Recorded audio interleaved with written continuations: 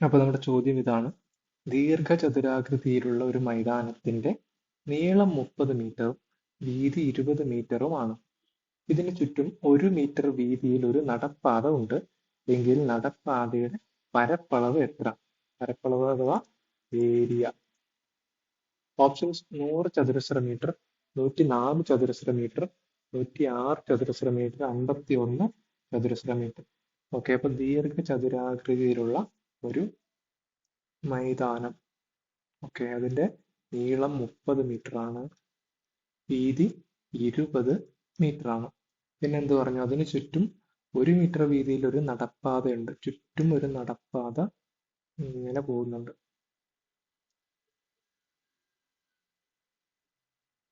ഇതാണ് നടപ്പാത. നടപ്പാതയുടെ വീതി എല്ലാ സ്ഥലത്തും എന്താണ്? ഇതാണ് വീതി. നടപ്പാതയുടെ വീതി എല്ലാ സ്ഥലത്തും സെയിം ആയിരിക്കും. അത് എത്രയാണെന്ന് പറഞ്ഞു? 1 മീറ്റർ ആണ് വീതി. അത് എവിടെ എടുത്താലും 1 മീറ്റർ ആയിരിക്കും. ഓക്കെ, അങ്ങനെയാണെങ്കിൽ ഈ നടപ്പാതയുടെ പരപ്പളവ് എത്ര? നടപ്പാതയുടെ പരപ്പളവ് എത്താൻ നമുക്ക് എന്ത് ചെയ്താൽ മതി? ഇതിനകത്ത് നമുക്ക് നോക്കിയാൽ രണ്ട് ദീർഘചതുരങ്ങൾ കാണാൻ പറ്റും. ഒന്ന് ഉള്ളിലുള്ള ദീർഘചതുരം, അത് നമ്മളെ മൈതാനമാണ്. അതിന്റെ നീളം എത്രയാണ്? നീളം 30, വീതി 20 ഇനി പുറത്തു കൂടെ ഒരു വലിയ ദീർഘചതുരം പോകുന്നുണ്ട്. ഓക്കെ, അപ്പൊ പുറത്ത് ഉള്ള ദീർഘചതുരം എന്ന് പറഞ്ഞാൽ ഇതാണെന്ന് നമുക്ക് വിചാരിക്കാം.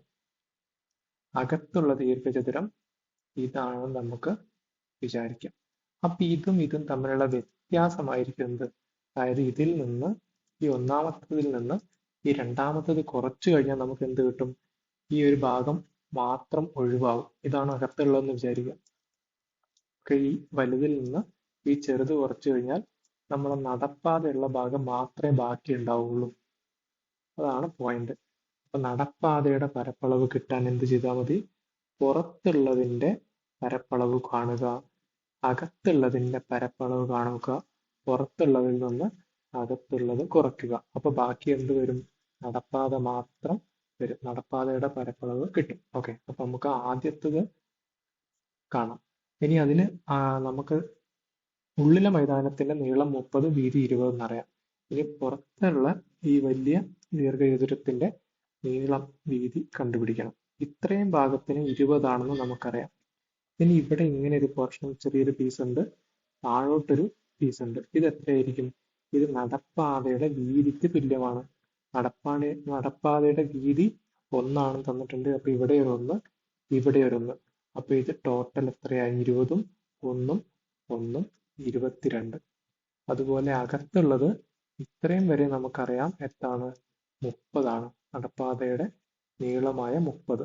പിന്നെ ഇതാ ഈ ഒരു ചെറിയ പോർഷൻ ഉണ്ട്, ഇപ്പുറത്ത് ഈ ഒരു ചെറിയ പോർഷൻ ഉണ്ട്. അതും ഈ പറഞ്ഞ സെയിം സാധനം തന്നെയാണ്. നടപ്പാതയുടെ വീതിയായിട്ടുള്ള 1 ഇവിടെയും 1 ഇവിടെയും കൂടും. അപ്പൊ ടോട്ടൽ എത്രയാണ്? 30ഉം 1ഉം 1ഉം 32. അപ്പൊ ഇവിടെ നീളം 32, വീതി 22 എന്ന് കിട്ടി.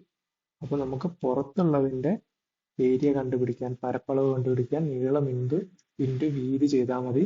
32 ഇൻറ്റു 22, അതെത്രയാണ്? 704 വരും. ഓക്കെ, 640ഉം 64ഉം 704 ആണ് വലിയ ദീർഘചതുരത്തിന്റെ വിസ്തീർണം. അത് 1. ഇനി ചെറിയ ദീർഘചതുരമുണ്ട്, അത് 2.